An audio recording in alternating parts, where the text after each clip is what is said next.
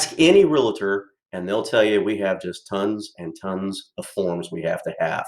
And we have to know these forms very well so we can present them to our clients and customers that we deal with.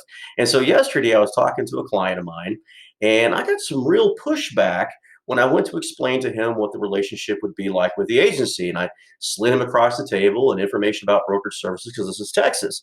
And he just looked at me and he said, well, why is it important whether I'm a client or a customer? Just treat me right. And then he asked me, he said, if I thought it was that important. And I said, yeah, I think it's that important.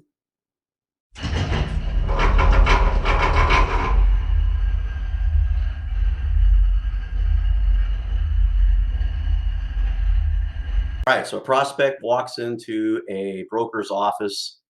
Well, it's not the beginning of a really bad joke. Okay, let me introduce myself first. My name is James Stratton. I'm the senior commercial realtor with OTG Realty Advisors. We are an exclusive buyer, tenant, and investor agency out of both the state of Florida and Texas.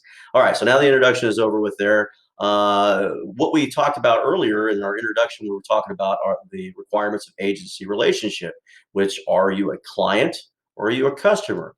Now, every state in the union has their disclosure requirements. And while we're not going to give any kind of legal, there's no legal anything here. And by the way, there's nothing over on this side that's polished. We don't have any scripts over here, so that things are as they are. Okay. What I wanted to do is talk to you a little bit of today, in only 2 minutes, both Texas and Florida's requirements. Okay, and that's the states that we're in, and both states are very different.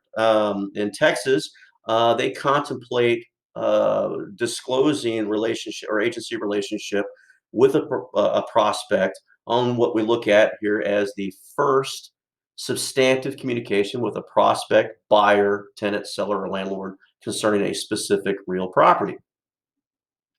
What they're basically saying is we want them to the potential client or customer to know where you stand from the very beginning. Now, there's exceptions in here as to when you have to give this form. One of them might be example if at an open house, you don't have to get the form then, or if you've already had a relationship with this client before, you don't have to keep giving them forms. The idea is to show them what the requirement is in Texas.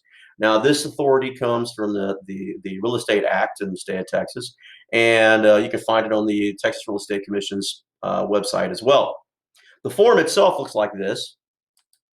And while we're not going to go through this gigantic, we're not going to go through an in-depth study on this form, I will do that on a subsequent video. And in fact, if you leave a comment below, I'll give you a link to it. That way you can see it. And we'll go in depth as to what these things are. But in Texas, the legislature here contemplated exclusive agency and non-exclusive agency, and there are different roles of both brokerage and sales agent and intermediary agency and sub-agency contemplated within this form, and they can be very complex. That's the reason why we go over them, because your rights are affected by that, and so keep that in mind. All right, now real quickly, let's go over to the state of Florida. Florida has the same kinds of disclosure forms as well, except theirs isn't given in so much a separate form from the transaction. It's actually given inside the transaction, and we'll look at that in a more detailed video afterwards. But you'll find the authority for it under Section 475.278 of the Florida statutes, Title 32, more specifically. And here they contemplate the role of a sole or a single agency versus a transaction agency. So you're not going to see the same characters such as sub-agency and intermediary as you do in Texas. The roles are very different.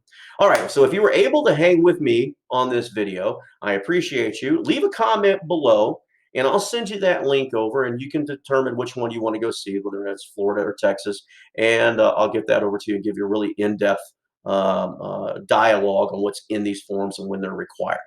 Thank you. Have a great day.